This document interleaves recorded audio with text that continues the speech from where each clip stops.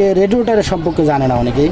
আমি তাদের উদ্দেশ্যে বলতেছি, রেডিয়েটরের যে পানির যদি লাইন থাকে, যে লাইনটা থাকে দুইটা, একটা হলাম নিচে একটা উপরে।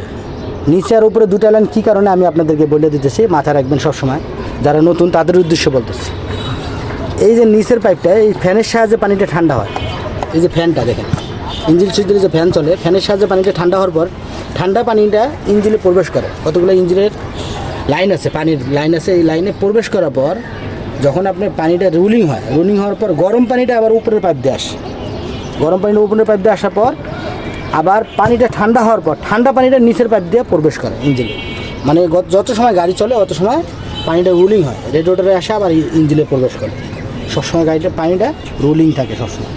আর যারা নতুন তাদের উদ্দেশ্যে বলতেছি, এবং যারা মালিক, গাড়ি সম্পর্কে ধারণা নাই, ফ্যান না চললে কিন্তু ইঞ্জিন হিট হবে।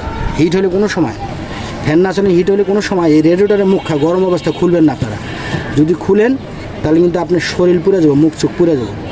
এর উপরে পানি দেবেন, পানি দিয়ে ঠান্ডা করে নেবেন। পানি দিয়ে ঠান্ডা করে নেওয়ার পর সব অনেকে কী করে, যে গরম হয়ে গেলে রেডিয়েটরে হিট হয়ে যায়। হিট হলে অনেক সময় মুখখাটা অনেকেই না বুঝে খুলেন। কোনো সময় এটা খুলবেন না, আগে পানি আর উপরে দিবেন, রেডিয়েটরের উপরে। অনেকে ইঞ্জিনে পানি দেওয়া ভুলটা করবেন না কোনো সময়। রেডিয়েটরে পানি দিয়ে এটা ঠান্ডা করে নেবেন। এই ঠান্ডা করে নেওয়ার পর যখন ঠান্ডা হবো 5-10 মিনিট পরে স্লোলি আস্তে আস্তে মুখটা খুলবেন।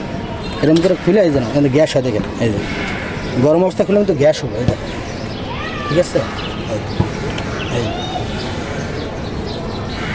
পানি দেওয়ার পর 5 মিনিট ঠান্ডা হওয়ার পর তারপরে খুলবেন, নাহলে কিন্তু আপনার শরীর পুড়ে যাবে, মুখ চোখ পুড়ে যাবে। সাবধান, ঠিক আছে। যাদের ধারণা নাই তাদের উদ্দেশ্যে এই ভিডিওটা আপনার মাথায় রাখবেন সবসময়।